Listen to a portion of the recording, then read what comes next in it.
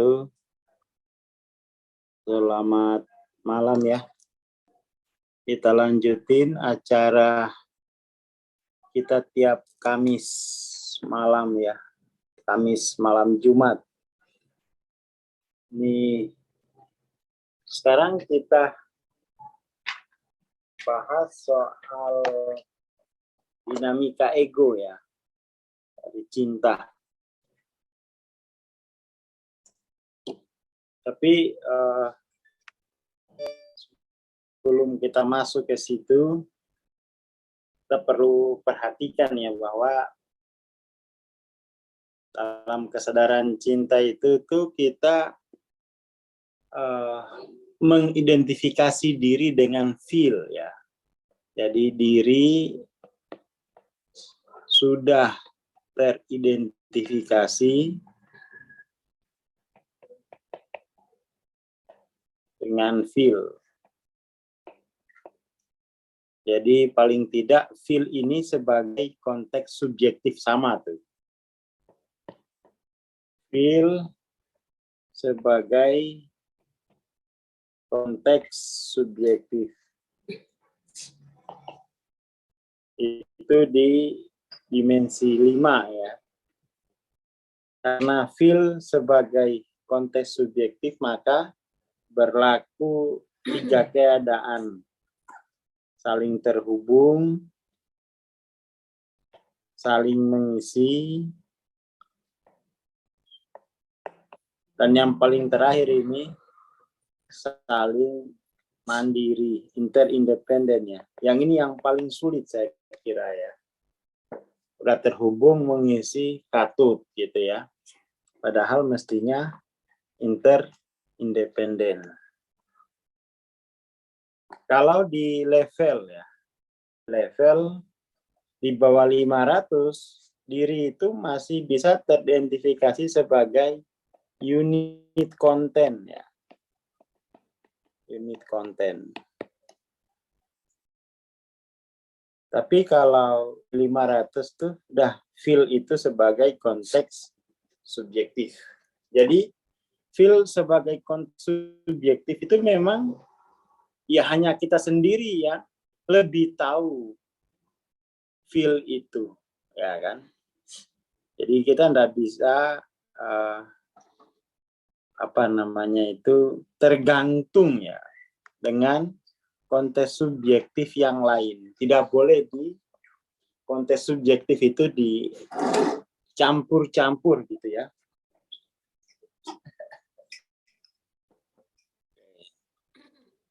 Itu yang paling pokok. Jadi feel sebagai konteks subjektif itu mulai dialami ketika batas-batas batas-batas dari posisi ya, persepsi dari ego itu telah dilarutkan. Biasanya ego itu kan mengambil posisionalitas berdasarkan ketubuhan ya, posisi tubuh. Juga kadang-kadang tuh atau lebih sering dia mengambil posisi institusional ya, atau posisi filosofis tertentu. Nah, selama masih berpegangan pada 2 posisi tadi, maka itu tidak akan bisa mengidentifikasi diri sebagai feel. Terus menerus identifikasi sebagai unit konten ya. Seperti itu. Maka harus dilarutkan, harus dilepas. Baru kita bisa di posisi diri sebagai feel. Ketika feel menjadi konteks subjektif, maka di dalam feel tadi terjadi peningkatan energi ya. Yang itu memancar dari diri, yang itu bukan hasrat. Kalau hasrat itu energi itu berasal dari luar ke dalam. Kalau feel sebagai konteks subjektif itu dari diri, dari dalam memancar keluar ya. Namanya memancar itu kan dari dalam keluar.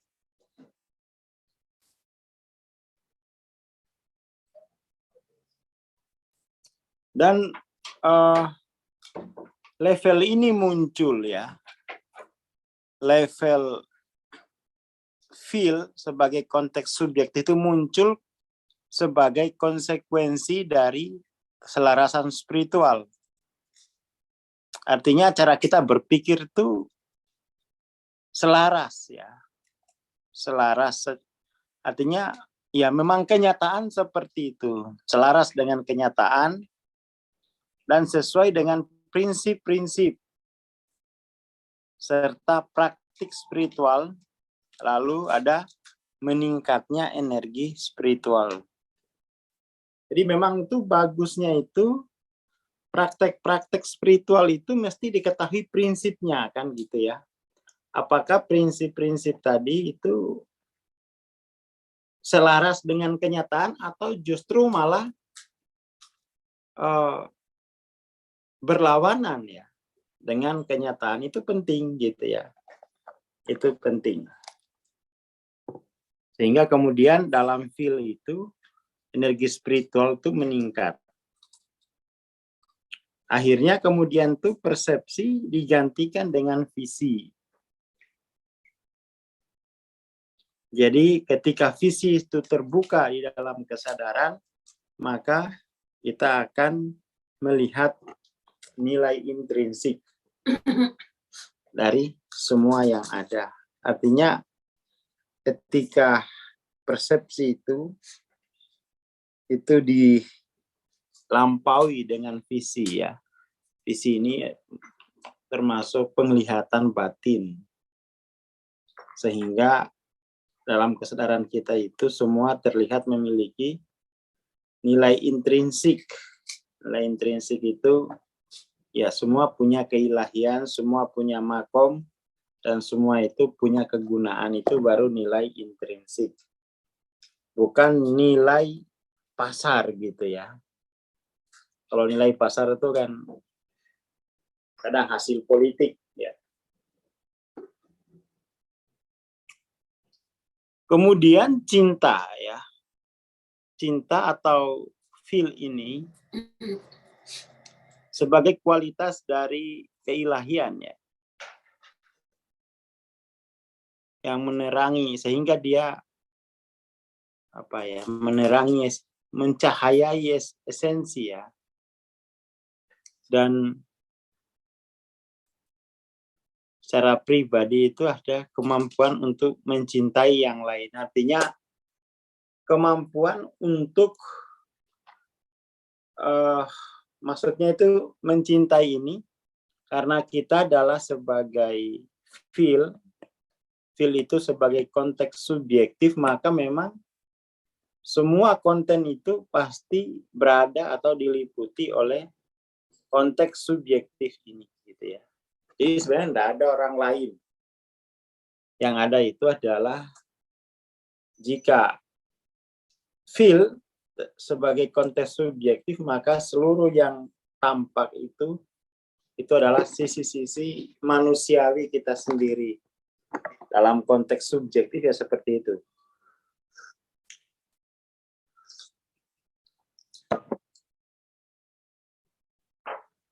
Lalu di sini ada di level 500 kemudian tuh cinta itu masih bersifat 500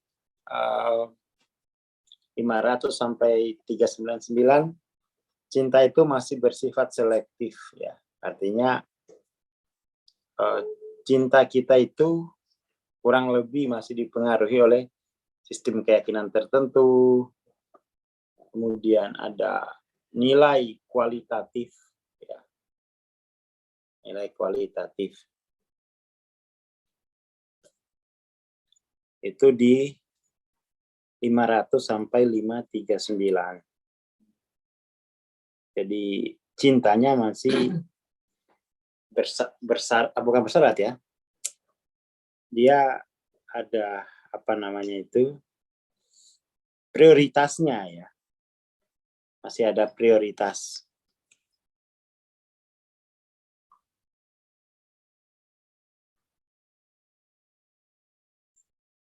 Tetapi setelah 539 ini kan kemudian cinta itu menjadi meluas ya, bersifat unkondisional. Seperti itu. Di sini memang apa ya?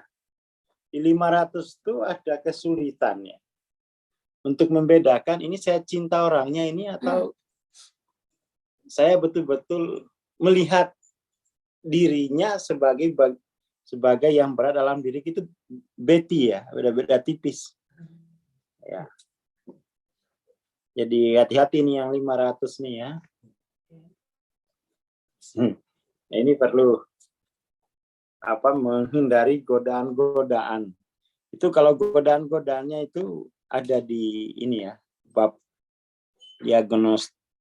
diagnosis diferensialnya antara kasmaran dengan cinta sebagai feel sebagai konteks subjektif. Seperti itu. Jadi kalau misalnya pada niat intensinya ini, kalau benar-benar cinta itu kan dia meliputi ya, diwit. Dia meliputi. Sementara kalau yang kasmaran ini ya posesif, kontrol, memiliki gitu-gitu ya. Jadi masih ingin mengontrol, masih ingin memiliki, kemudian ingin capture itu ya, mengurung ya, menangkap. Itu harus bisa dibedakan gitu ya.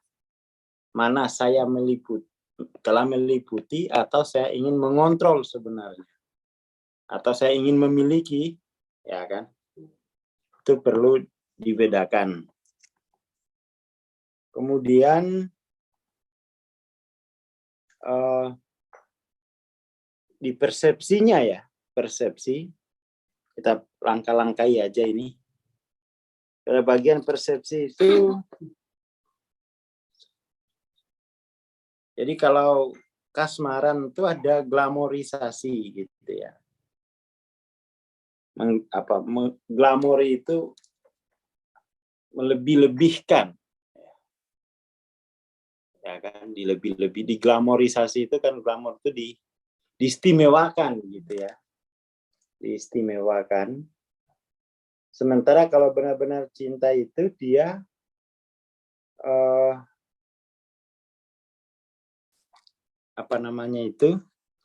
illuminated, tercerahkan gitu ya. Tercerahkan itu artinya menyinari, tercerahkan. Kemudian soal durasi ya. Kalau kasmarannya ya transitory itu kan apa ya? Ya kalau bahasa sekarang itu hanya tempat berlabuh sementara gitu ya. Terminal aja gitu ya. Waduh. Iya kan, ini kayak lagunya siapa tuh yang ini, siapa sih yang pasang lawan duetnya Denny Canan tuh, Happy Asmara ya, neng Malang turun neng kosan gitu ya. Kirain sayang ternyata pelampiasan. Nah ini nah ini hati-hati nih ya, Asmara, kirain sayang ternyata pelampiasan gitu ya. Nah, itu hati-hati.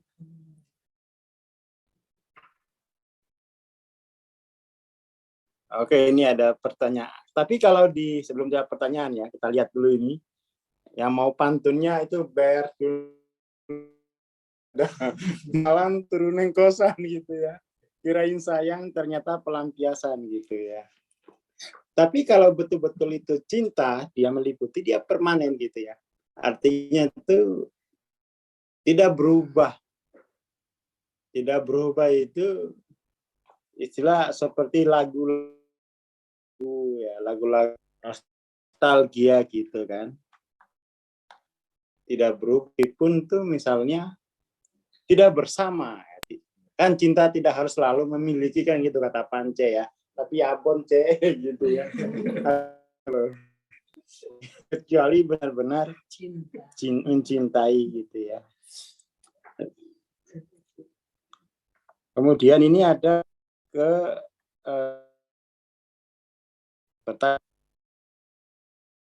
yang membuat susah naik ke 540 itu biasanya itu sejarah ya. Sejarah masa lampau. Misalnya konflik antar suku ya kan. Pengkhianatan di masa lalu gitu ya. Atau mungkin bisa juga ada apa ya? Ya biasanya konflik dari masa lampau, traumatik dari masa lampau gitu ya. Atau mungkin dongeng gitu ya, dongeng. Jadi kita kan ini kan punya ingatan kolektif tentang katakanlah keburukan suku-suku tertentu misalnya, kejahatan suku-suku tertentu di ini kan, kita kan punya ingatan kolektif itu, ya kan? Nah, kita udah buat stigma.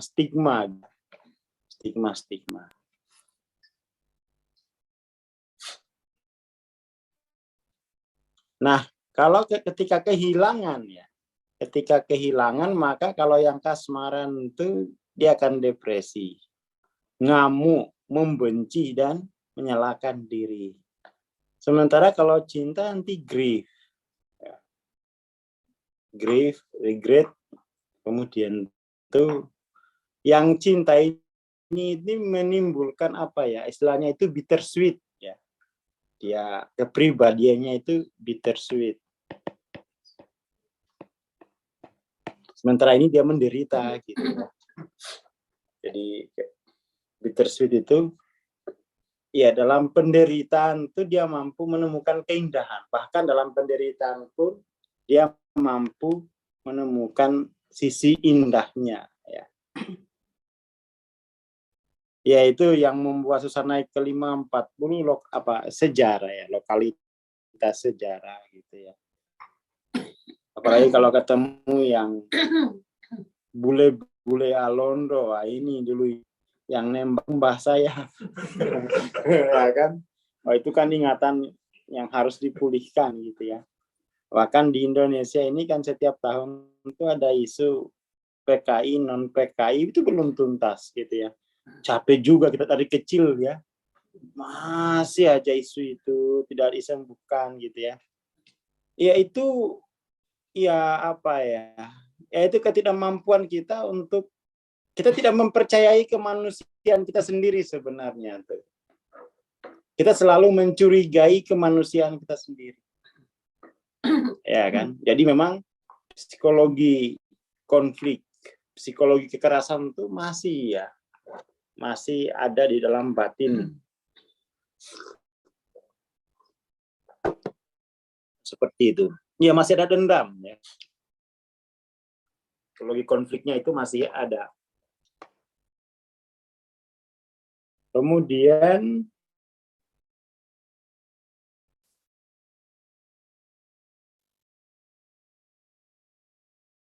fungsi intelektualnya kasmaran. Jadi dia cenderung lebay kalau kasmaran itu. Lebay itu ya, so romantis ya, katakanlah begitu ya. So romantis. Manggilnya halo beb gitu kan, pakai beb gitu. Padahal tuh ya baru tidak realistis. Misalnya nanti kalau kamu jadian sama aku, nanti bulan madu di atas lemari. Di atas pelangi maksudnya. Tidak realistis. So romantis. Halo yang gitu-gitu ya. Padahal kalau putus, wah apa lihat-lihat loh. Ya itu karena romantis di awal. Nah, berenang di samudra cinta gitu ya. Giliran ibu suruh beli susu, token listrik habis.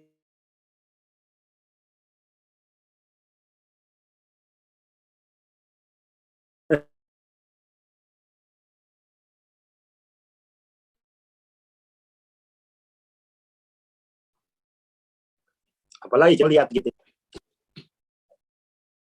Jadi keterhubung apa namanya?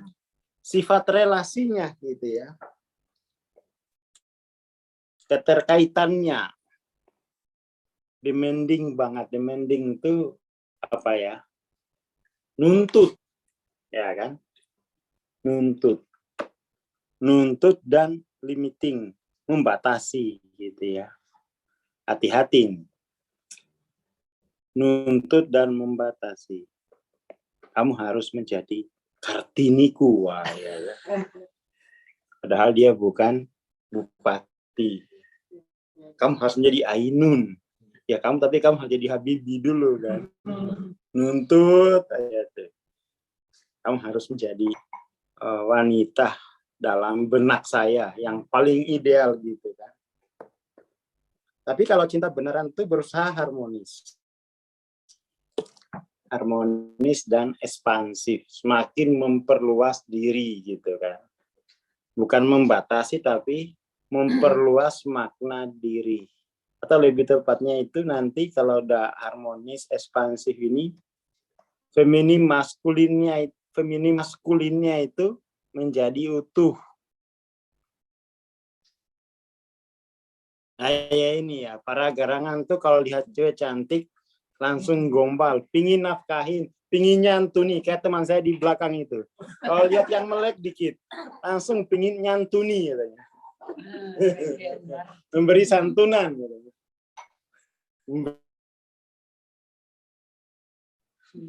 Kadang kalau nelfon tuh sampai sunya kok kuat, kodam macan. di squadnya gitu ya, kodam macan. Aduh. Ini teman saya yang di belakang itu wah. Gitu sampai pagi ternyata ada kodam macannya gitu di squad.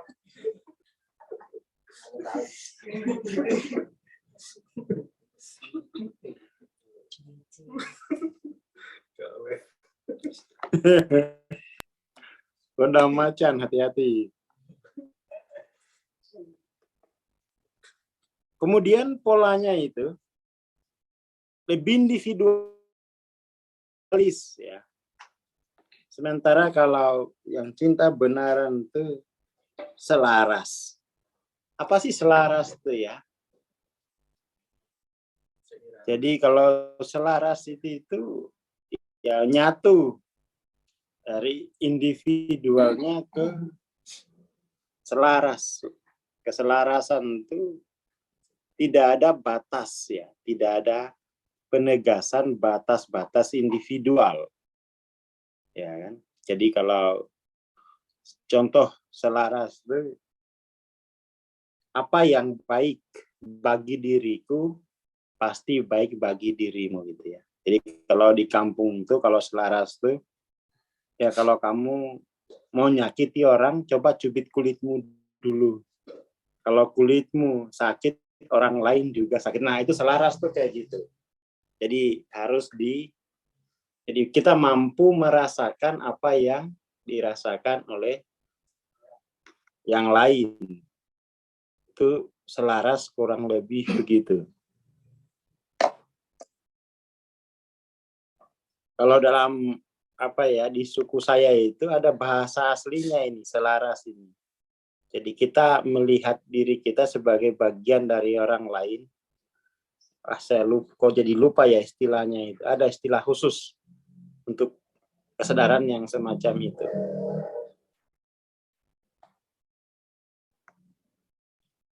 Kemudian apalagi nih?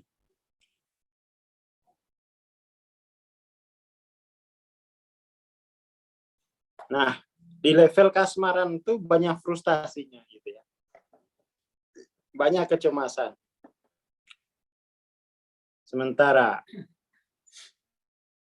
di level cinta itu memang lebih banyak bersyukur ya. Lebih banyak bersyukur.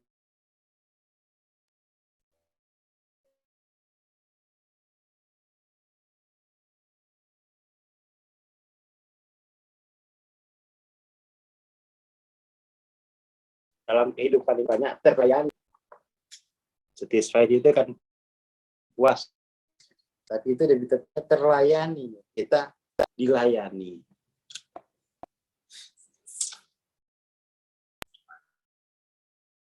Terus kalau yang pagi sementara itu otak visual.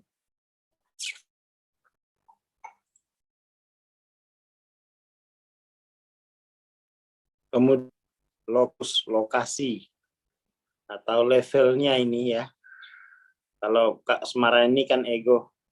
Kalau love benaran itu spirit. Kemudian asli origin asal ya. Asal energinya itu dari insting kebinatangan gitu ya.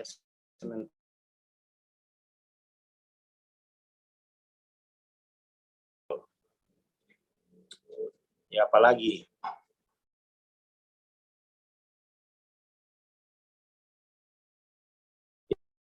yang paling penting ya, yang paling penting apa good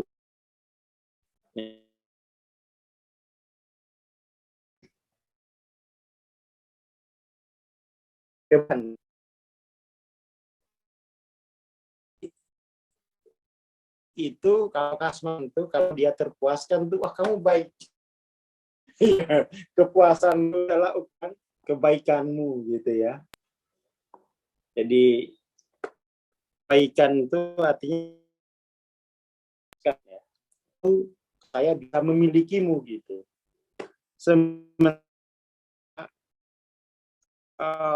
itu kalau disebut baik itu kalau fulfill ya. Penuh. Fulfill itu jadi Tuhan nih sama komplit. Apa ya? Komplit itu ya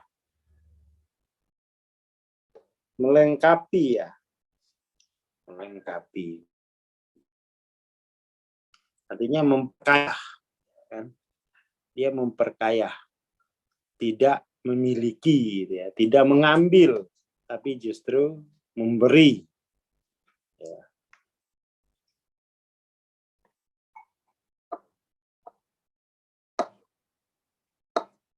Ini ada Bariwan Didi. Walaupun diri pribadi bisa melampaui benar versus salah, baik versus buruk, dan dapat dicintai versus tidak dicintai, persepsi dan pemosisian ini tidak diselesaikan di lapisan terdalam dari ketidaksadaran kolektif. Ya, jadi satu-satunya cara itu memang untuk bisa melampaui animal insting ya. Animal insting itu dengan proses transformasi personal.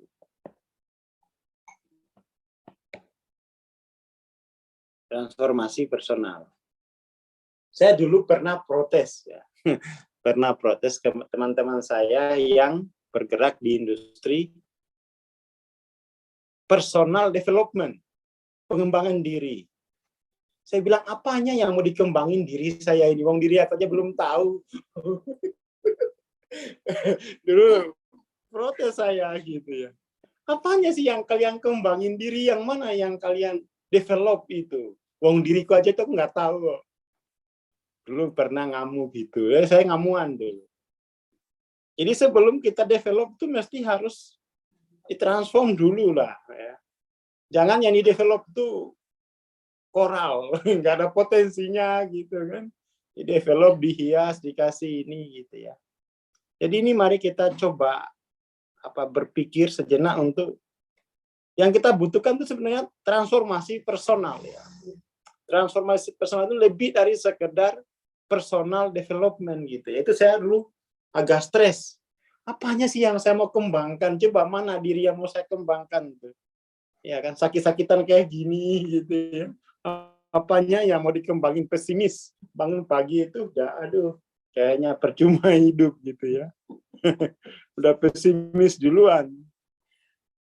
Jadi teman-teman tuh yang masih melihat dirinya tidak berdaya, susah, menderita, sakit-sakitan gitu ya, gampang masuk angin, baca buku pengembangan diri hanya semangat di ruang seminar, keluar seminar masuk angin lagi. Itu butuh transformasi personal gitu ya, bukan personal development. Ya capek itu melayani diri yang gampang kambuh, ya kan, lelah, udah diguncang bumi 5 skala Richter gitu ya, tinju langit hampir pecah lagi, kambuh lagi. Itu butuh transformasi, tidak butuh, belum tahap develop gitu. Apanya mau develop gitu ya, wong rapuh, tinggal ayang aja nangis cari dukun. Ya itu ya teman-teman, ini memang kita perlu meneliti ini yang dibutuhkan ini apa sebenarnya. Lama juga saya tanya gitu, apa sih yang di-develop gitu kan? Apa yang harus saya kembangkan? Wong ini potensinya aja loh, tiap hari murung, sedih, nangis, putus asa gitu. Nah, gimana aku mau ngembangin kayak gini, ini ya stres berat aku. Oh ternyata butuh transformasi dulu gitu ya. Setelah transformasi, dikit-dikit lah dikembangkan gitu kan. Tapi kalau belum ditransformasi, langsung dikembangin, itu seperti kita membangun istana pasir gitu ya. Kena kentut langsung biar gitu, langsung bubar gitu ya. Ya karena memang fondasinya rapuh, apanya juga yang mau dikembangkan gitu ya. Lebih baik ditransform. Gitu ya untuk malam ini. Terima kasih, selamat malam. Assalamualaikum warahmatullahi wabarakatuh. Salam, terima kasih Bang. Selamat malam sahabat kelas semua. Kita akhiri kelas malam ini sampai di sini. Jumpa lagi minggu depan di waktu yang sama. Selamat malam semua.